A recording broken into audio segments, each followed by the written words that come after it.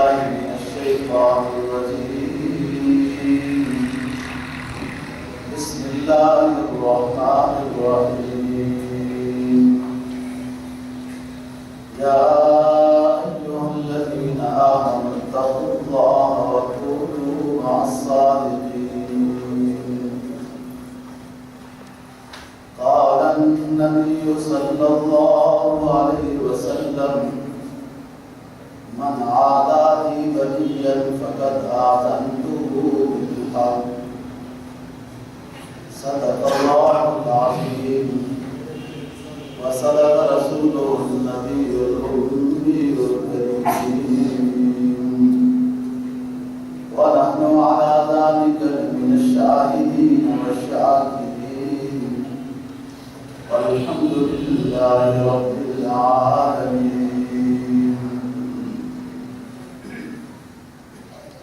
ग्यारहवां पारा सूरह तौबा की आयत करीमा और नबी पाक सल्लल्लाहु अलैहि वसल्लम का एक फरमान तिलावत किया है, जिसको इमाम बुखारी ने नकल किया।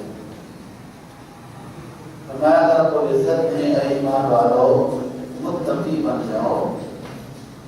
और मुत्तकी बनने का तरीका ये है कि नेक लोगों के साथ जुड़ जाओ, दोनों मासाद की नेक लोगों की मईयत इख्तियार करो तो मुत्तकी बन जाओ। जनाब नबी पाक सल्लल्लाहु अलैहि वसल्लम का जो फरमान तिलावत किया है, आपने फरमाया कि अल्लाह रब्बुल इज्जत फरमाते हैं कि जो शख्स अल्लाह के वलियों के साथ दुश्मनी करता है तो अल्लाह ताला फरमाते हैं कि मेरा उसके साथ ऐलान जंग है। मन आदाली किसी को सी है कि अल्लाह फरमाते हैं जो मेरे दोस्तों के साथ दुश्मनी करता है तो मेरा उसके साथ ऐलान जंग है। ये बहुत अहम नाज़ुक पहलू है। कुरान और हदीस में कई गुनाहों के साथ अल्लाह का ऐलान जंग जिक्र किया है। उनमें एक सूरत का लेन देन है। फरमाया फ़इन लम तफ़अलू फ़अज़नु बिहर्बिन मिनल्लाहि व रसूलिही, कि लोग सूदी लेन देन से बाज आ जाए, और अगर ये बाज नहीं आते तो सुन लें कि अल्लाह ताला फरमाते हैं कि उनके साथ मेरा ऐलान जंग है, मतलब मैं उनके साथ नाराज़ हूँ और उनको सुकून और राहत नसीब नहीं होगा। बेशक तनहा पैदा होगी, लेकिन वो उसमें उनका गुज़रान भी मुश्किल से होगा और बेबरकती वाज़ेह नज़र आएगी। ये तो दुनिया के लिहाज से है और आखिरत के लिहाज से कि गुनाह है, तो अल्लाह नाराज़ है। ये हदीस जो आपके सामने तिलावत की है एक लंबी हदीस का हिस्सा है। ये हदीस पूरी इस तरह है कि फरमाया रब्बुल इज्जत ने कि मन तक़र्रब इलैया बिशैइन, कोई शख्स किसी नेकी के जरिए से मेरा कुर्ब हासिल करता है। अल्लाह ताला फरमाते हैं कोई शख्स किसी नेकी के जरिए से मेरा कुर्ब हासिल करता है तो सबसे बेहतर नेकी कि जिससे मेरा कुर्ब नसीब होगा वो फराइज़ की पाबंदी है। लिहाजा नमाज, रोज़ा, हज, ज़कात जो अर्कान इस्लाम है और फराइज़ हैं, इन फराइज़ का जो शख्स एहतमाम करता है तो फरमाया कि ये शख्स मेरा कुर्ब, मेरी रज़ा, मेरी मोहब्बत हासिल कर लेगा। अल्लाह ताला फरमाया मज़ीद जो शख्स मुस्तहब बातों पर अमल करके नवाफिल, इशराक, ज़िक्र, अस्कार और दीगर मुस्तहब इबादत हैं, उनके जरिए से जो मेरा कुर्ब हासिल करता है तो फिर मैं उसका वो कान बन जाता हूँ जिससे वो सुनता है, फिर मैं उसकी वो आँख बन जाता हूँ जिससे वो देखता है, फिर मैं उसकी वो ज़बान बन जाता हूँ जिससे वो बोलता है। रवाह बुखारी। ये हदीस بھی بخاری شریف کی ہے اور وہ حدیث بھی کہ جس میں اللہ رب العزت فرماتے ہیں، حدیث قدسی ہے کہ جو شخص میری طرف ایک بارش چل کر آتا ہے میں ایک ذرا چل کر جاتا ہوں، جو ایک 10 چل کے آتا ہے میں زیادہ چل کے جاتا ہوں، جو چل کے آتا ہے میں دوڑ کے جاتا ہوں، پھر میں اس کی کان اور آنکھ اور اعصاب بن جاتا ہوں۔ یہ دونوں حدیث امام بخاری نے روایت کیا ہے۔ یہ کوئی حدیث کی راویوں میں یا حدیث کے الفاظ میں قدر ذوق بھی نہیں۔ کیا مطلب ہے؟ من عادانی ولیا فقد آذنته بالحق، کہ جو اللہ کے دوستوں کو برا کہتا ہے، اللہ فرماتا ہے میرا اس کے ساتھ لانے جاتے ہیں کہ اللہ کے نیک بندے جو ہوتے ہیں ایک ایسی نیک نہیں بن جاتے، بہت مدت اور ریاست کے ساتھ وہ نفس کا، شیطان کا، ماحول کا، رسم و رواج کا مقابلہ کر کے شریعت کو ترجیح دے کر وہ اللہ کے نیک بندے بنتے ہیں۔ تو کوئی نیک نہیں بنتا ہے، نیکی میں کمزور ہے تو اس کی اپنی دنیا ہے، لیکن اللہ کے نیک بندوں کو برا نہ کہے، کا مطلب یہ گناہ کو اختیار نہ کرے۔ جو فرمایا کہ یہ فرائض کے ساتھ میرا قرب حاصل کرتا ہے، نوافل کے ساتھ، ذکر و اذکار کے ساتھ قرب حاصل کرتا ہے، تو میں اس کا وہ کام بن جاتا ہوں جس سے وہ سنتا ہے۔ کیا مطلب ہے اس کا؟ اللہ تو لیس کمثلہ شیء ہے، وہ تو اس طرح کی چیزوں سے پاک ہے، وہ انسان کی شبیہ کی طرح نہیں ہے کہ یہ کہا جائے کہ اس کے کان اس طرح ہیں یا آنکھ اس طرح ہے، اس طرح ہے۔ تو اس حدیث کا کیا مطلب ہے؟ اور حدیث قدسی ہے اور بخاری شریف کی حدیث ہے۔ محدثین نے اس کا پہلا مطلب یہ بیان کیا ہے کہ انسان کے ساتھ متعلق دو قوتیں ہیں، ایک شیطانی قوت ہے، حیوانی قوت ہے، شہوانی قوت ہے، اور دوسری اس کی نیکی کی وجہ سے رحمانی نورانی قوت ہے۔ تو یہ بندہ اتنا نیک بن جاتا ہے کہ اس کی پھر نورانی قوت غالب آ جاتی ہے شیطانی قوت پر، اور شیطانی قوت اس کے اندر نہ ہونے کی طرح رہ جاتی ہے۔ تو جب اس کا سراپا ہی یہ نیک بن جاتا ہے، رحمانی اور نورانی قوت غالب ہو جاتی ہے، تو اس کی ہر ادا حکم شریعت کی ترجمان ہوتی ہے، گویا کہ ہر کام اللہ کی مرضی کا ہو رہا ہے۔ یہ مقصد ہے اس کا ہاتھ بن جانا، کان بن جانا، اور کیونکہ اس کی یہ چیزیں اللہ کی مرضی کے خلاف استعمال نہیں۔ حضرت مولانا شاہ ولی اللہ رحمہ اللہ تعالیٰ نے اس حدیث کا مطلب اور اگلی حدیث کا جو میں نے بتایا سرا چل کر آتے ہیں میں دوڑ کر جاتا ہوں، یہ بیان فرمایا ہے کہ انسان جب نیکی میں اللہ کا مقرب پہلے بنتا ہے، مقرب کے اوپر ایک درجہ ہے وہ ہے محبوب بننے کا، پھر اللہ کا وہ محبوب بن جاتا ہے، اس کو ہر وقت فکر اس چیز کی لگی رہتی ہے کہ کہیں مجھ سے خلاف سنت، خلاف شریعت کوئی کام نہ ہو جائے۔ اس پر اللہ کا مقرر ہوتا ہے، پھر اس کے بعد اللہ کا محبوب بندہ بن جاتا ہے، اور وہ محبوب اس درجے کا ہوتا ہے کہ ہر وقت اس کو فکر لگی رہتی ہے کہ میں کہیں ایسا کوئی کام نہ کر دوں جس سے اللہ اور اللہ کا رسول ناراض ہو۔ یہ محبت کا جو درجہ ہے اللہ کے قرب کے اوپر درجہ، اللہ کا محبوب بندہ بننے کا۔ دوستو حب مادہ اس کا ہے حبا یا حب، محبت سے۔ علماء نے لکھا ہے کہ اللہ کا محبوب بندہ بنتا ہے جب انسان مستحبات کو پابندی سے ادا کرتا ہے۔ استحباب، 2 رکعت نماز نفل مستحب ہے، اشراق مستحب ہے، چاش مستحب ہے، زکوٰۃ کے علاوہ صدقہ دینا مستحب ہے، تہجد مستحب ہے، اوابین مستحب ہے، خلاف اولا چیزوں سے بچنا مستحب ہے، 3 سانس میں پانی پینا مستحب ہے، سنت ہے۔ یہ تمام چیزیں جو شرعاً واجب اور فرض نہیں ہیں، لیکن یہ شخص ان غیر واجب چیزوں کو بھی پابندی سے ادا کرتا ہے جو مستحبات ہیں، تو استحباب کا جو مادہ ہے حب ہے۔ استحباب مستحب امور کو بجا لانے سے اس کو اللہ کی محبت نصیب ہوتی ہے کہ مستحب کا جو مادہ ہے وہ حب ہے، محبت۔ جب اللہ کا محبوب بندہ بن جاتا ہے، حضرت شاہ ولی اس حدیث کی شرح یوں بیان فرماتے ہیں کہ جب نیکیاں اس کی غالب ہوتی ہیں، اللہ کا محبوب بندہ بن جاتا ہے، تو پھر اس کے ہاتھ سے، اس کے اعضاء سے ایسے خلق عادت کام ظاہر ہوتے ہیں جو حقیقت میں انسانی بس کے کام نہیں ہوتے. وہ ہوتی ولی کی کرامت ہے، لیکن ولی کا اپنا کمال نہیں ہوتا، وہ اللہ کا فعل ہوتا ہے جو ولی کے ہاتھ سے ظاہر ہوتا ہے. تو یہ ہاتھ بن جانا اللہ کا، کان بن جانا، راہ بن جانا، زبان بن جانا، آنکھ بن جانے کا مطلب یہ ہے کہ اللہ کے اس محبوب بندے سے اللہ اپنے ایسے کام صادر کراتا ہے جو بظاہر اس کے ہاتھ سے ظاہر ہوتے ہیں، حقیقت میں وہ امر ربی ہوتا ہے. کیوں؟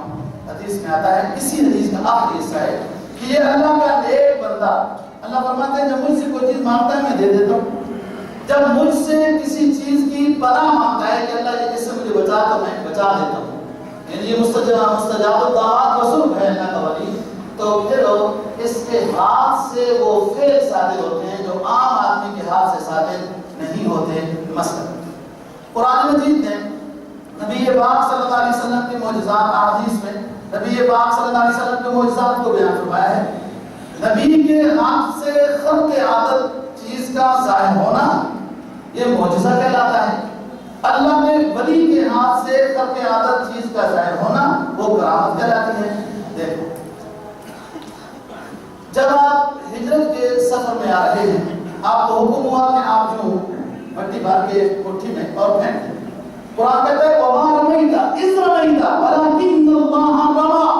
اے نبی، جب آپ وہ کنکری یا مٹی کی مٹھی بھر کے پھینک رہے تھے، آپ پھینک رہے تھے، وہ آپ نہیں پھینک رہے تھے، اللہ پھینک رہا تھا. حالانکہ نبی کا ہاتھ استعمال ہوا ہے. تو خلق عادت فعل کا ظاہر ہونا نبی کے ہاتھ سے وہ اصل میں امر ربی ہوتا ہے. آپ دیکھو، ایک سفر میں ہے، پانی کی کمی ہے، ایک کٹورے میں تھوڑا سا پانی ایک صحابی سے ملا، آپ نے فرمایا قریب لے آؤ. آپ نے شہادت کی انگلی اس کٹورے میں ڈالی اور چشمہ جاری ہو گیا. صحابہ اکرام اب اپنے برتن بھر کے لے کے جا رہے ہیں، مویشیوں کو پلا رہے ہیں، اور جس کی جو ضرورت ہے، کوئی برتن دھو رہا ہے، کوئی وضو بنا رہا ہے، کوئی آٹا گوندھ رہا ہے، مویشیوں کو پانی پلا رہا ہے، اور چشمہ جاری ہے. ایسا ہو نہیں سکتا. لہذا نبی کے دست اقدس سے یہ چیز جو ظاہر ہوئی یہ معجزہ ہے اور امر ربی ہوتا ہے. ایسے بہت سارے اور باتیں. ایسے ہی اللہ کے ولی سے جو چیز ظاہر ہوتی ہے وہ بھی اسی طرح ہی ہے کہ اللہ کے امر سے وہ ظاہر ہوتی ہے اور وہ خلق عادت چیز ہے. لیکن وہ چونکہ اللہ کا ولی نیکیوں میں اس طرح وہ ڈھل چکا ہوتا ہے کہ اس سے کبھی خلاف اولا کام بھی صادر نہیں ہوا، تو اتنا نیک اور مبارک اور نورانی بن چکا ہوتا ہے کہ اللہ اپنے امر کو، اپنے حکم اور اس طرح کی خلق عادت چیز اللہ کے ولی کے ہاتھ سے ظاہر ہوتا ہے. یہ حضرت شاہ ولی اللہ نے اس کی یہ تفسیر کی کہ ولیوں کے ہاتھ سے جو کرامت ظاہر ہوتی ہے وہ حقیقت میں اللہ کا امر ہوتا ہے، اور چونکہ وہ نیک ہوتے ہیں اس لیے ظاہر ہوتا ہے. علامہ قرطبی نے اس حدیث کا مطلب یہ لکھا ہے کہ انسان جب نیکیاں کرتا رہتا ہے، اس میں یہ کمال پیدا ہوتا ہے کہ نیکیوں سے اس کو ہر درجے کی محبت پیدا ہو جاتی ہے، اور گناہوں سے نفرت، گناہوں کے تصور سے ہی اس کو نفرت ہوتی ہے. گناہ کا تصور بھی آ جائے تو اس پر استغفار کرنے لگ جاتا ہے. یہ مطلب ہے کہ ہاتھ بن جانا، ناک بن جانا، آنکھ بن جانا. مطلب یہ ہے کہ اتنا نیک بندہ ہے کہ ہر کام، بعض نے کہا کہ ہر کام اللہ کی مرضی سے ہی ہوگا، گویا کہ اللہ ہی کر رہا ہے وہ کام. اس حد درجے میں یہ بندہ نیک بن جاتا ہے. یہ مقصد ہے کہ جو میرے قریب آتا ہے، میرا قرب حاصل کرتا ہے، تو میں اس کی آنکھ اور ناک، زبان بن جاتا ہوں.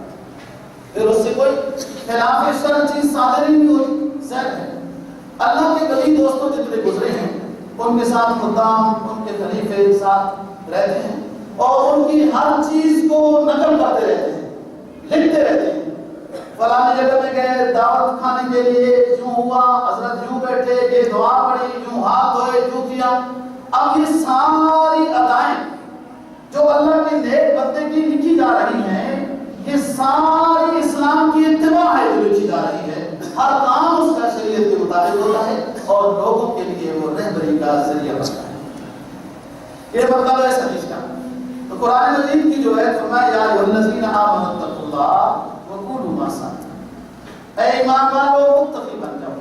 جب متقی بنو گے پھر اس کے بعد نجات نصیب ہوگی، اللہ کی رضا ملے گی، اللہ کا قرب ملے گا، حساب یسیرا نصیب ہوگا، دائیں ہاتھ میں اعمال نامہ ملے گا، حوض کوثر سے نبی کے دست اقدس سے حوض کوثر آب کوثر نصیب ہوگا۔ یہ تب باتیں ہیں آمنوا اتقوا اللہ، متقی بن جاؤ۔ قرآن مجید نے چوتھے پارے میں فرمایا یا ایھا الذین آمنوا اتقوا اللہ حق تقاتہ ولا تموتن الا وانتم مسلمون، یا ایھا الذین آمنوا اتقوا اللہ حق تقاتہ ولا تموتن الا وانتم مسلمون، اے ایمان والو اللہ سے ڈرو جیسا کہ اس سے ڈرنے کا حق ہے، اور حالت اسلام میں مرو۔ جب پوری زندگی میں مشق یہ ہوگی کہ اللہ اور اللہ کے رسول کے حکم کے خلاف نہیں کرنا، یہ حق تقاتہ ہے، خلاف شریعت کاموں سے بچنا، اور جو شریعت کے امور ہیں جس کو محبوب کہتی ہے، جن امور کو ان کو بجا لانا، یہ تقویٰ ہے۔ اعمال صالحہ کو بجا لانا، گناہوں سے بچنا، یہ تقویٰ ہے۔ جو شخص ایسا کرتا ہے اس کو متقی کہتے ہیں۔ یہ حق تقاتہ ہی ہے۔ جب زندگی کی مشق اسی طرح ہوگی کہ قدم قدم پر یہ سوچ کر چلو گے کہ یہاں نیکی کون سی ہے اور اس جگہ میں کوئی گناہ ہو جائے اس سے بچنا ہے، جب یہ ذوق بنے گا تو وَلَا تَمُوتُنَّ إِلَّا وَأَنتُم مُسْلِمُونَ، پھر یہ نصیب ہوگا کہ تم اسلام کے کسی حکم کی پیروی میں ہوگے اور موت آ جائے گی، پھر حافظہ یحشر یوم القیامہ۔ حدیث میں سرکار دو جہاں صلی اللہ علیہ وسلم کا فرمان ہے کہ جو شخص جیسے فوت ہوگا اسی طرح اس کا حشر ہوگا۔ جو نیکی کر رہا ہوگا دنیا سے چلا گیا ہے، جب آخرت میں اٹھے گا وہ نیکی کر رہا ہوگا۔ لہذا حق تقاتہ اللہ سے ڈرنا ہے کہ جن چیزوں سے اللہ نے منع کیا ہے ان سے بچنا ہے، اللہ کے رسول نے جن چیزوں سے منع کیا ہے ان سے بچنا ہے، اور جو چیزیں کہی ہیں ادا کرو ان کو ادا کرنا ہے، حق تقاتہ۔ قرآن مجید سورہ حشر نبی پاک صلی اللہ علیہ وسلم کے بارے میں فرمایا کہ خذوا ما آتاکم الرسول فخذوا وما نہاکم عنہ فانتہوا، اے لوگوں میرا نبی جو کام کرنے کا کہے ان کو کرو، وما نہاکم عنہ فانتہوا، اور میرا پیغمبر جن باتوں سے تمہیں روک دے کہ یہ نہ کرو ان سے رک جاؤ، یہ تقویٰ ہے، یہ شریعت کی اتباع ہے۔ تو یہاں پر بھی فرمایا کہ اے ایمان والو متقی بن جاؤ۔ آگے پھر اس کا طریقہ بتا دیا کہ متقی کیسے بنو گے، کونوا مع الصادقین، نیک لوگوں کی معیت اختیار کرو، سچے لوگوں کی معیت اختیار کرو، تم بھی نیک بن جاؤ گے۔ اور یہ ضروری ہے، اللہ کا دستور ہے دوستو۔ اللہ نے آسمانوں سے کتاب نازل کی، کتاب کی۔ دوسرا اللہ نے اپنے برگزیدہ پیغمبر ہستیاں دنیا میں بھیجی، رجال اللہ، ان دونوں کے اجتماع کا نام شریعت ہے۔ کوئی شخص صرف کتاب پڑھ کر نیک بننا چاہے نہیں ہو سکتا، استاد کی شاگردی اختیار کرنا ضروری ہے، کیونکہ یہ سنت ہے، اللہ کی دستور ہے، اللہ کا پیغمبرانہ طریقہ یہی ہے، کتاب اللہ رجال اللہ۔ اس سے اصلاح ہوتی ہے، دل بنتا ہے، ایمان کی رونق میں اضافہ ہوتا ہے، ایمان قوی ہوتا ہے اچھے ماحول میں بیٹھنے سے۔ یا ایھا الذین آمنوا اتقوا اللہ وکونوا مع الصادقین۔ تو ہم بات کر رہے تھے دوستو کہ حضرت فرید الدین گنجشکر رحمہ اللہ تعالی اپنے ایک چلے میں ہیں، اور خواجہ معین الدین چشتی ان کو اس چلے کی جگہ پر ملنے کے لیے گئے۔ وہ اپنے ذوق کی وجہ سے اٹھ نہیں سکتے تھے، ان دونوں بزرگوں نے اٹھایا، بات چیت ہوئی، اور پھر انہوں نے ایک پیشن گوئی دی کہ آپ بھی اپنے شہر کی وفات کے اوپر موجود نہیں ہوں گے، میرا جو خلیفہ اکبر ہے یعنی بختیار کاکی وہ بھی موجود نہیں ہوگا۔ ایسے ہوا۔ یہ خواجہ فرید الدین گنجشکر کے نام سے جو مشہور ہوئی ہے، گنجشکر کے بارے میں بہت سارے واقعات ہیں، ممکن ہے اللہ کے ولی کہ کرامت برحق ہے، بعد میں لکھا ہے کہ خاص وقت میں امی ان کو شکر دیا کرتی تھی. تو ایک دو دن امی کہیں سفر میں چلی گئی اور یہ سبق پڑھتے تھے جب 10-11 سال کی عمر تھی اور نفل جو امی نے ان کو کہے تھے وہ پڑھتے تھے. تو پھر امی نے بتایا وہ تھا کہ اتنے نفل اتنا سبق پڑھنے کے بعد فلانی جگہ سے دیکھو شکر لے کر آتی ہے. رکھتی وہ خود تھی لیکن بچے کو اس چیز میں لانے کے لیے کہ اللہ غیبی شکل میں مدد کرتا ہے یہ احساس دلانے کے لیے یہ کام کر رہی تھی. تربیت کے مرحلے میں تھا یہ نظام. امی جب 2 دن چلی گئی ان کو بعد میں کیا آیا اور فکر لائی ہوئی کہ بچہ عبادت کرنے کے بعد جب اس خاص جگہ سے شکر نکالے گا کہ اللہ نے مجھے شکر عطا کر دی ہے تو میں تو وہاں نہیں ہوں, رکھی نہیں ہوگی, وہ کیا ہوگا, اس بات پریشان تھی. اللہ کا نظام تھا دوستو, اور کوئی مشکل نہیں اللہ کے لیے. وہ اپنی مخصوص عبادت کے بعد اپنا سبق جو حفظ کر رہے تھے تو اس کے بعد جب ادھر سے دیکھتے تھے تو شکر مل جاتی تھی. وہ جو بھی میٹھی چیز تھی وہ استعمال کرتے رہے. امی جب آئی جب پوچھا تو انہوں نے کہا کہ اسی طرح تھی, وہ مجھے مل رہی تھی لیکن ذائقہ کچھ بہتر معلوم ہو رہا.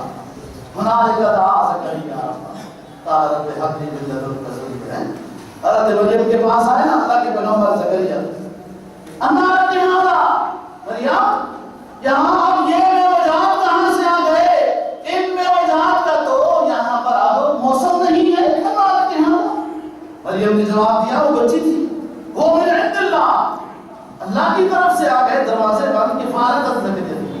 حضرت زکریا علیہ السلام کی وہ بجھی ہوئی سوئی ہوئی آرزو بیدار ہو گئی کہ جب حضرت مریم کو اللہ پاک بغیر موسم کے پھل کھلا سکتا ہے تو اس بوڑھے زکریا کو بھی بڑھاپے میں بغیر موسم کے بیٹا بھی دے سکتا ہے.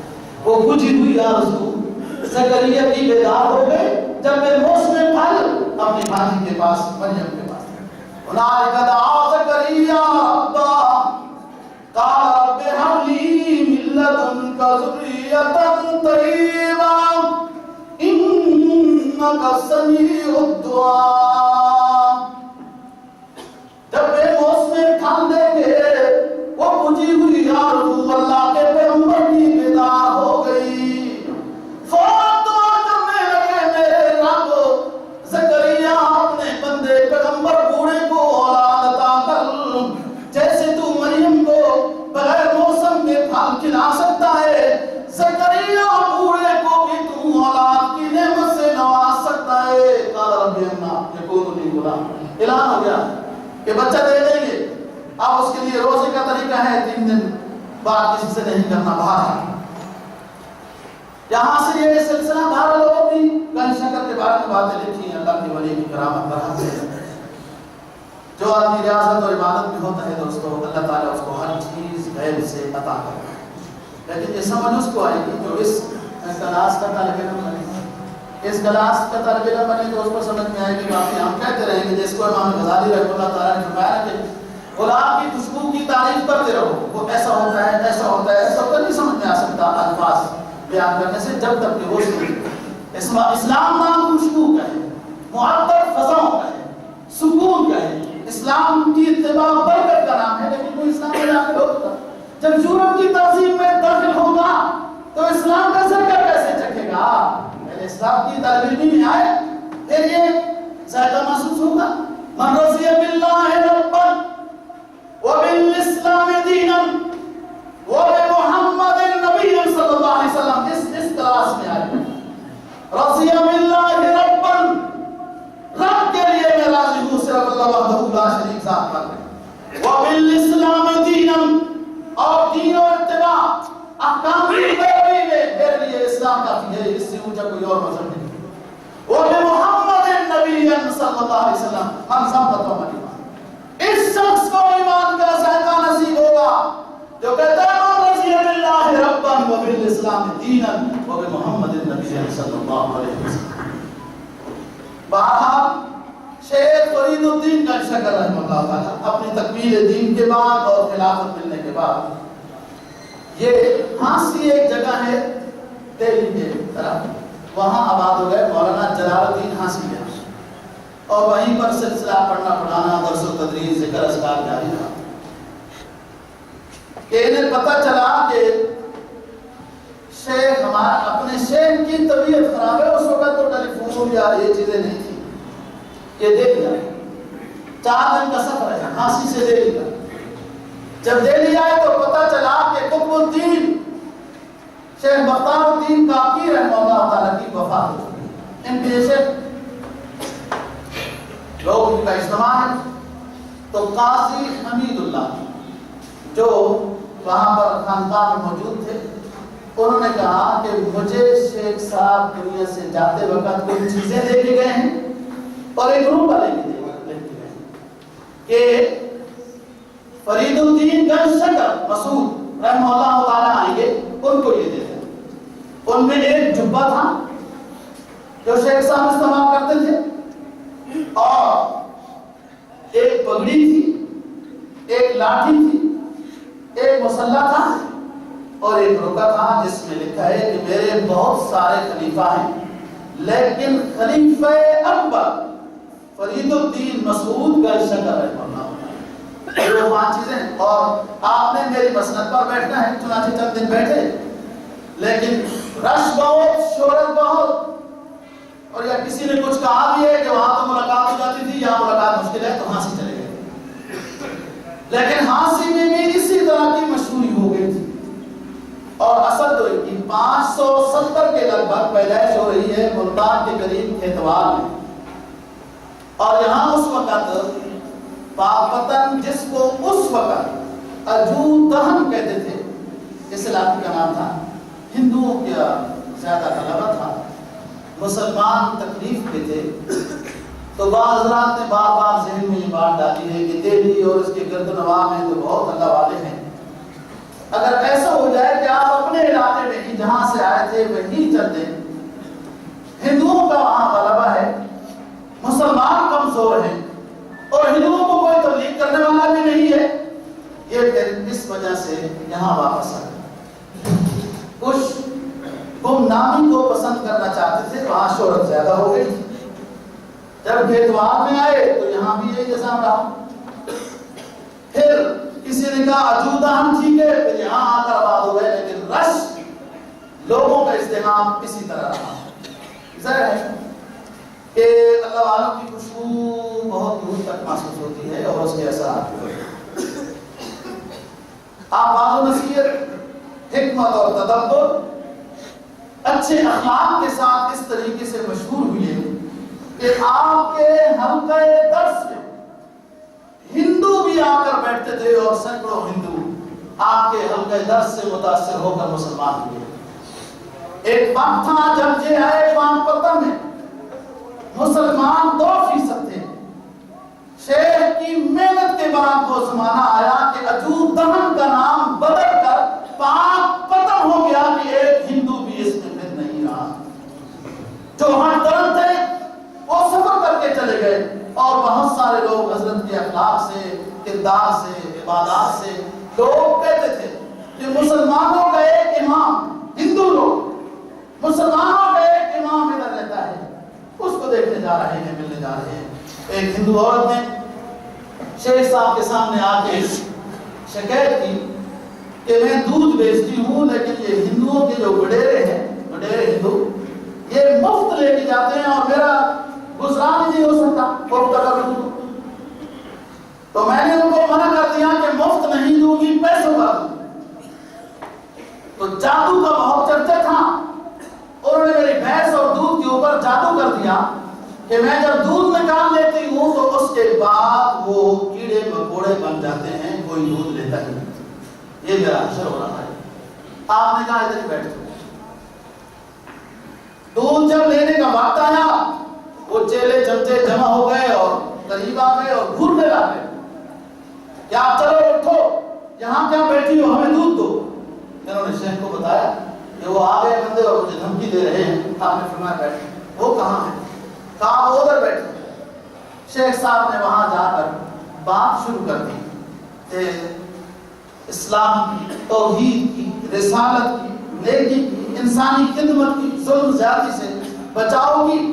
اب وہ پیچھے جو اصل بڑے گرو تھے وہ پیغام بھیج رہے ہیں کہ ہمیں بھوک لگی ہے، جو بھی کرنا ہے، دودھ نہیں آیا، اور ادھر یہ تیرے غلاموں میں بھی نمایاں، جو تیرا عکس کرم نہ ہوتا، تیرے غلاموں میں بھی نمایاں، جو تیرا عکس کرم نہ ہوتا تو بارگاہ ازل سے تیرا خطاب خیر الامم نہ ہوتا۔ یہ نبی کا ماننے والا ہے، اللہ کا ولی ہے، سنت کا متبع شخص ہے، نبی پاک صلی اللہ علیہ وسلم کے ساتھ بھی دشمنی کرنے والے، آپ کے اخلاق سے متاثر ہو کر ہمیشہ کے لیے اسلام کی غلامی میں آ گئے۔ سماوا بن اسعد ہو یا دیگر وہ لوگ ہوں، یہ لوگ جو آئے جو دھمکیاں دے رہے تھے، یہ اسلام سے متاثر ہو کر مسلمان ہو گئے، اور جو ہٹ درم تھے وہ اسی طریقے سے کوئی چلے گئے، کوئی اور وہ جادو کا اثر، یہ عورت مسلمان ہو گئی، جادو کا اثر وہ ختم ہوا۔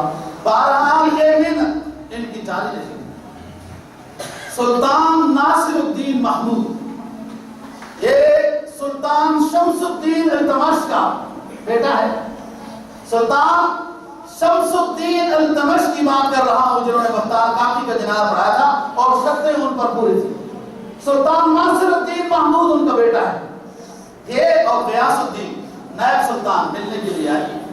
اتنا رش تھا پاک وطن میں کہ یہ ایک دو دن سائڈ میں پڑاؤ ڈالے رکھا کہ کوئی طریقہ ہو جائے شیخ سے ملنے کا، تو اس نے اپنے نائب کو بھیجا، 4 علاقوں کی گورنری لکھی تھی اور کچھ نقل تھیلی اشرفیوں کی تھی کہ یہ فرید الدین کو ہدیہ دینا، اور 4 علاقے کا گورنری میں لکھ کے دے رہا ہوں، یہ قبول کرنا۔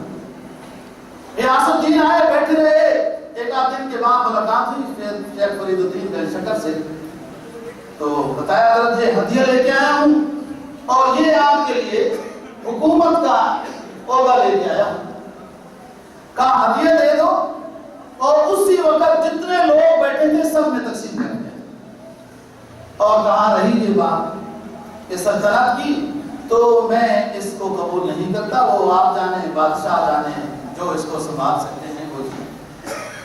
کئی دنوں سے لوگوں کا رش لگا ہوا ہے کہ وہ شیخ کو مل نہیں سکتے۔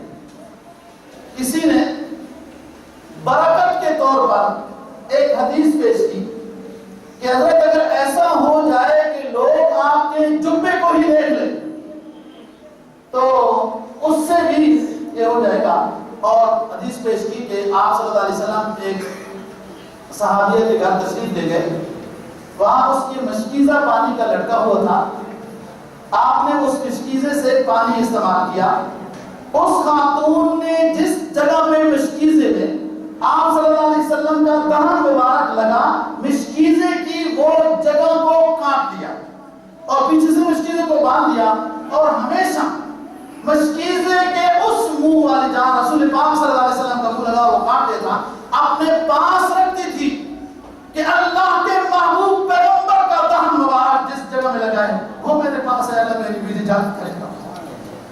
اس طرح کی ایک دو حدیث اور حضرات نے بیان کی، اور خود بھی آ رہے تھے، کہا آپ ہمیں جبہ دے دیں، آپ کا جبہ باہر ایک جگہ میں لٹکا دیا جاتا ہے، بہت لوگ تبرک کے طور پر ہاتھ لگا لیں، جو بھی کر لیں، اس طرح کسی حد تک تو رش کم ہوا لیکن اتنا نہیں کم، بہت لوگ آتے ہیں اور جو جاتے ہیں اس سے زیادہ آتے ہیں ملاقات کے لیے۔ تو پھر یہ کیا گیا کہ شیخ صاحب کو یہ کہا گیا کہ آپ مسجد کے صحن میں کھڑے ہو جائیں اور آپ کے قریب کوئی نہیں آئے گا، لیکن ایک طرف سے مسجد میں لوگ داخل ہوتے رہیں گے، آپ کا دیدار کر کے دوسری طرف سے نکلتے رہیں گے، تو اس سے رش میں کمی ہو جائے گی۔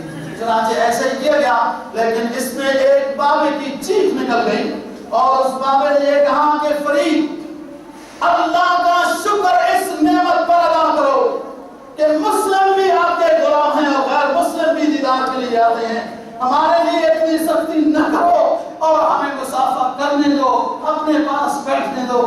تو شیخ نے کہا یہ پابندیاں چھوڑو، اور اس بابے کو کہا کہ قریب آ جاؤ، اسے سینے سے لگایا اور جو اس وقت چیز تھی اس کو وہ ادا کی ہے۔ تو بات یہ ہے دوستو، یہ اللہ کے نیک بندے کیسے بنے ہیں، ان حضرات سے خلاف اولا سنت بھی صادر، ایسا کام بھی نہیں ہوا کہ خلاف اولا ہو، خلاف سنت تو بہت دور کی بات ہے، پھر اللہ اپنا مقرب بندہ بناتا ہے۔ ان کے زمانے میں 5 طرح کے 7 طرح کے بادشاہ آئے. کوئی بادشاہ تو موافق تھے اور کوئی بادشاہ کہ ان کو بڑا غرور ہوتا ہے نا, بڑا غرور ہوتا ہے. لا الہ الا اللہ. حالانکہ یہ سمجھ میں نہیں آتا سروری زیبا فقط اس ذات بے ہمتا. سروری زیبا فقط اس ذات بے ہمتا کو ہے. حکمران ہے ایک وہی باقی بتانے آسر. لیکن یہ سمجھتے نہیں بادشاہ کا آپ سے کمزور ہوتا ہے. پتہ نہیں کبھی کدھر تھے کبھی کدھر تھے. آج ہی بادشاہ یہ پتہ کیا کیا وہ اچھا کام کر کے جائے ہمیشہ کے لیے دنیا یاد رکھے دعائیں کرتی رہے. بہرحال بادشاہ شیخ فرید کے مخالف بھی گزرے ہیں. کیا رش بنایا ہوا ہے, کیا اتنی دنیا ان کی بات سنتی ہے. بس وہ سمجھتے تو نہیں ہے کیوں سنتی ہے بھائی. کوئی اور تو نہیں ہو رہے ہیں کہ تقسیم ہو رہے ہیں پیسے کے ہمیں دینا یہ وہ والا رش تو نہیں ہے. یہ آپ کے گھر کے باہر گاڑیاں کھڑی ہوں گی نا, صبح آپ لوگوں میں بیٹھ جانا اور آپ کو چھوڑیں گے کھانا بھی دیں گے. یہاں تو ایسی کوئی بات نہیں ہے. یہاں تو یہ عالم ہے دوستو, ہزاروں لاکھوں دنیا ملاقات کے لیے آ رہی ہے. کھانے کے لیے کچھ نہیں ہے, حتیٰ کہ نمک بھی قرضے پہ لایا جاتا ہے. پیلو کے پیلو ایک درخت ہے, اس کے جنگلی درخت ہے, اس کے پھل ابال کر اس میں نمک چھڑک کے بس لوگوں کو تھوڑا تھوڑا دیا جاتا ہے جس سے وہ تبرک سمجھ کے کھا لیتے ہیں اور اپنا دن گزار لیتے ہیں. یہ شروع کا زمانہ ہے. پھر ایک زمانہ وہ آیا کہ لاکھوں دنیا ملاقات کی ہے اس اللہ کے ولی کو اور لنگر دسترخوان جاری ہے. جو بھی آئے جس وقت آئے, کھانے کا کوئی ٹائم نہیں ہے, جو آئے جس وقت آئے. فرید گنج شکر کے لنگر سے کھانا کھا کے جائے, کچھ نہ ہوا تو اس کھانے کی برکت سے تو گانا تو ادا کرے گا. پھر وہ بھی آنا زمانہ آیا. اور ایک زمانہ وہ تھا کہ پیلو کے وہ لوگ توڑ کے لے آتے تھے, ابال کے تھوڑا تھوڑا استعمال کرتے تھے. کوئی کسی کو کرایہ نہیں بھیجا جاتا تھا, کوئی اشتہار بازی نہیں تھی, کوئی اس وقت کے لحاظ سے ٹانگوں کے پیچھے ڈھول ڈمکے لگا کے اشتہار نہیں کیا جاتا کہ فلانے چوک کے اوپر فلانی خاص قسم کی فلم لگی ہوئی ہے. اب بدبختو اور مسلموں, کیسے تم اللہ اور اللہ کے حبیب پر ایمان کا اعلان کرتے ہو کہ بے حیائی کو فروغ دینے کے لیے ٹانگی کے پیچھے تصویر لگا کے ڈھول بجاتے ہیں کہ فلانے ٹائم پہ فلم لگے گی اور یوں ہوگا. اس وقت ایسا کوئی اشتہار کا نظام نہیں تھا. اللہ کے ولیوں کی حکومت مسلمانوں کے دلوں پہ ہوا کرتی ہے. لوگ خود آتے تھے, کھچ کھچ کر آتے تھے, جو آ کے ملاقات کرتے. تو لاکھوں دنیا آپ کی ملاقات کے لیے اس انتظار میں رہتی تھی. کبھی حضرت صاحب باہر آ جائیں گے اور بات چیت اور بیان ہوتا رہتا تھا کہ رامپور کوئی علاقہ ہے, وہاں کے والی نے کہا اچھا یہ لوگ اتنے بڑے لوگ ہیں. میں آپ کو تفصیل سے گزشتہ جگہ پر بات کر چکا ہوں. کہتا ہے عالم لوگ یہ فقیر درویش اتنے عالم ہو گئے ہیں, لاکھوں دنیا ان کی بات سننے کے لیے آتی ہے. اچھا وہ یہ نہیں سمجھتے کہ لوگ تو اپنے گناہوں کی توبہ کے لیے آتے ہیں. ان بادشاہوں کو یہ فکر لگ جاتی ہے کہ یہ جو اتنا بڑا اجتماع ہے, اس مولوی صاحب نے جو اعلان کر دیا کہ میں امیر المومنین ہوں, مجھے خلیفہ مانو, تو ہماری حکومت تو وہی جیسے تبلیغی جماعت کا بڑا اجتماع ہوتا ہے پریشان ہوتے رہتے ہیں. حالانکہ تبلیغی جماعت میں یہ حرکت نہیں ہوگی کہ ہم اس کو بادشاہ بننا چاہتے ہیں, امیر المومنین بننا چاہتے ہیں, وہ نہیں کرتے اس طرح. پکا ان کا پروگرام ہے کہ لوگ توبہ کرے, اپنے گناہوں سے معافی مانگے, نماز پڑھنے والے بنے. لیکن حکومت کو اپنی جگہ پہ ڈال کر رکھا ہے. جنرل مشرف نے بھی بڑی کوشش کی ان اجتماع کو بند کرنے کے لیے. اس بادشاہ کو یہ نہیں خیال آیا کہ لوگ اپنی توبہ کے لیے آتے ہیں, ایک اللہ کے ولی کا دیدار کرنے آتے ہیں, یہ حکومت میں نہیں آتے. لیکن اس نے فوج کی ٹرائی کی, کامیاب نہیں ہوئی. پھر ایک ملک کو دیکھو لوگ کیسے خریدتے ہیں. ایک ملک کو جو وہاں آتا رہتا تھا, نعرے لگاتا رہتا تھا, اس ملک کو خریدا اور اس کو پیسے دیے اور کہا اشراق کے بعد جب شیخ صاحب لمبے سجدے کرتے ہیں اس وقت تم جو ہے وہ کام تمام کر دینا. یہ چلا گیا. شیخ لمبے سجدے میں ہے اور 7 ذکر اذکار میں ان کا خلیفہ اجل خواجہ نظام الدین اولیاء رحمہ اللہ تعالی بیٹھے تھے, اور یہی حضرت صاحب کے امام صاحب تھے. ہمیشہ خدمتگار یہی رہے ہیں, اور بھی بہت سارے خلیفہ ہیں. گنج شکر رحمہ اللہ تعالی کے بڑا خلیفہ خواجہ نظام الدین اولیاء رحمہ اللہ تعالی یہ ساتھ بیٹھے تھے. شیخ فرید نے کہا کیا بات ہے کون ہے کس کو کچھ کہہ رہے ہو؟ کہا حضرت اس طرح کو کوئی بندہ ملنگ نظر آ رہا ہے وہ شور بچا رہا ہے. کہا اس کو کہو جاؤ واپس چلے جاؤ میری موت کا وقت ابھی قریب نہیں آیا تمہاری تلوار کا وار ضائع چلے جائے گا واپس چلے جاؤ اور سنو نظام اس ملنگ کو کہہ دینا کہ میں نے تمہیں معاف کیا ہے تمہیں کوئی سزا نہیں ہوگی جاؤ. جبکہ مریدوں کا کیا تھا کہ ہم اس کو سزا دیتے ہیں. بات یہ ہے دوستو پھر وہ جو رامپور یا دیوبال اس طرح کے علاقے کا جو والی تھا اس کو بہرحال اللہ سمجھ دے کیسے سمجھ دہلی میں ایک متمول شخص تھا. کسی نیک کی بات کو سنتا تھا توبہ کرتا تھا پھر اپنی مجلس میں جا کے شراب کباب میں مصروف ہو جاتا تھا. توبہ میری جام شکن جام میرا توبہ شکن سامنے میرے پڑے ہیں ٹوٹے ہوئے پیمانوں کے ڈھیر کہ ادھر توبہ کرتا ہے ادھر پھر توبہ توڑ دیتا ہے پھر توبہ لیکن لگا ہوا ہے اور اللہ بھی انسان کو محروم نہیں کرتا توبہ توڑ کر بھی آ رہا ہے پھر بھی اپنی رحمت کی گودی میں دے دیتا ہے. ایسا نہیں کہ تم نے پہلے کیوں توبہ توڑی اللہ تعالیٰ نے فرمایا تو یا عبادی الذین اسرفوا علی انفسہم لا تقنطوا من رحمت اللہ انہ یغفر الذنوب جمیعا انہ هو الغفور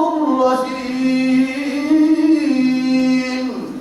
اے میرے محبوب پیغمبر بتا دیجئے میرے گناہگار بندوں کو اگر تم سے غلطیاں ہوئی اپنی زندگی کے مرحلوں میں خطائیں کر بیٹھے ہو لا تقنطوا من رحمت اللہ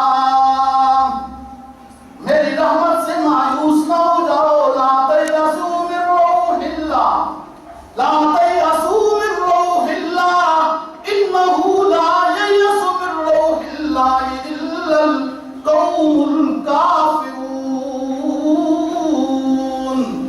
اللہ کی رحمت سے مایوس ہونے والے کافر ہوتے ہیں. اللہ کی رحمت سے مایوس نہ ہو وہ تو سب کے گناہوں کو ہر طرح کے گناہوں کو معاف کرنے والا ہے. شیخ سعدی رحمہ اللہ تعالیٰ فرماتے ہیں بازا ہاتھ ہستی بالا در کافروں قبروں بت پرستی بازا ای درد نومیدی نیست صد بار اگر توبہ شکستی بالا. وہ دہلی کا رہنے والا متمول ایک دن توبہ کرتا ہے دوسرے دن توبہ توڑ دیتا ہے گناہ کر دیتا ہے. کسی درویش نے کہا او متمول اگر توبہ کرنے میں سچا ہے تو تمہیں پاک پتن جانا پڑے گا. شیخ فرید الدین گنج شکر کی غلامی میں جانا ہوگا. وہاں تو ہندو بھی سکھ بھی جب توبہ کرتے ہیں تو اس کی معیت میں بیٹھ کر اللہ کے ولی بن جاتے ہیں. تو مسلم تو ہے گناہگار ہے توبہ تیری توڑ جاتی ہے. توبہ کو اگر پکا کرنا چاہتا ہے اور توڑنے سے بچانا چاہتا ہے تو جہاں سفر کر بابا فرید الدین گنج شکر کے پاس پہنچ وہ مرحلہ وار سفر کرتا ہوا آیا. جب دیکھا اس نے دوستوں مجلس میں شیخ فرید الدین گنج شکر کو یہ فاروقی ہے شجر نسب میں فاروقی ہے. جب کوئی دور سے دیکھے تو فاروقی جلال اس پر غالب آتا ہے. جب قریب آئے تو جمال مصطفی سے متاثر ہو جاتا ہے. فاروقی نسب کا یہی تعارف ہے دوستو. جب دور سے دیکھے کوئی تو جلال فاروقی سے روب میں آ جائے اور جب قریب آئے تو عمر بھی پھر جمال مصطفی میں جب نہائے جمال مصطفی کا جب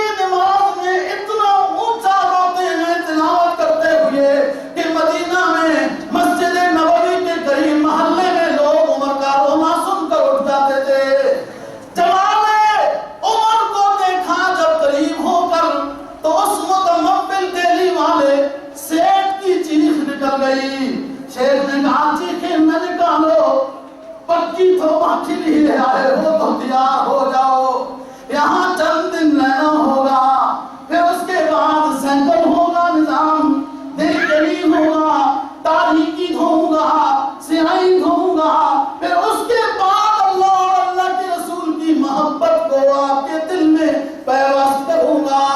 चुनाचे वो आया, चंद दिन रहा और पक्की तौबा हुई। जैसे ही शेख साहब के दोस्तों बहुत कारनामे हैं। आखिरी जमाना है 666 हिजरी में, 664 हिजरी में, 90-91 साल आपकी उम्र है और आखिरी दिन है। एक शेर पढ़ते हैं बार बार, उसमें अल्लाह की मोहब्बत है और फिर बेहोश हो जाते हैं। फिर होश हम गया कि इशा की नमाज पढ़ चुके थे, तो कहते हैं इशा की नमाज पढ़ लेता हूँ। साथियों ने कहा पढ़ लिया आपने नमाज, फिर दोबारा पढ़, फिर वो शेर पढ़ते हैं, फिर रोते हैं, सजदे में जाते हैं, फिर बेहोश होते हैं। वफात हो गई और जिस जगह पे आपकी 4 बीवियां थी, 5-7 बेटे थे, 3 बेटियां थी। अक्सर बच्चों का ये मशवरा था कि जहाँ शुहदा की कब्रें हैं, जब उसको बंदे ने, रामपुर वाले ने हमला किया था फौज से, तो मुसलमानों को मारा था, वो शहीद जो वहाँ दफन है, शेख साहब को वहाँ दफन किया जाएगा। लेकिन एक बेटा जो निजामुद्दीन है, जो उस वक्त रियासुद्दीन नैब सुल्तान का मुलाजिम था, वो सुबह आया। उसने अपने भाइयों को समझाया कि नहीं, शेख साहब की जहाँ वफात हुई है वहीं उनको दफन करना बेहतर है। लोग आएंगे ताज़ियत के लिए तो हम उनको मिल सकेंगे, वो हमें मिल सकेंगे, शहर के बाहर मुनासिब नहीं है। चुनांचे जिस जगह पे आप खबर है वहीं पर आप वफात हुई और रोज़ा मनाए। शेख बाद के बादशाह ने, इनके बाद में इसी बादशाह का लिखा है कि उसके ऊपर 2 बरस शेख साहब आखिरी बार अल्लाह की मोहब्बत का एक शेर बार बार पढ़ते हैं। कहते ख़ाम के हमेशा दर वफ़ाए तुज़ेम, ख़ाम के हमेशा दर वफ़ाए तुज़ेम, खाक शवम बज़ेरे पाए तुज़ेम, मक़सूद मन खस्ता से कौने तुई,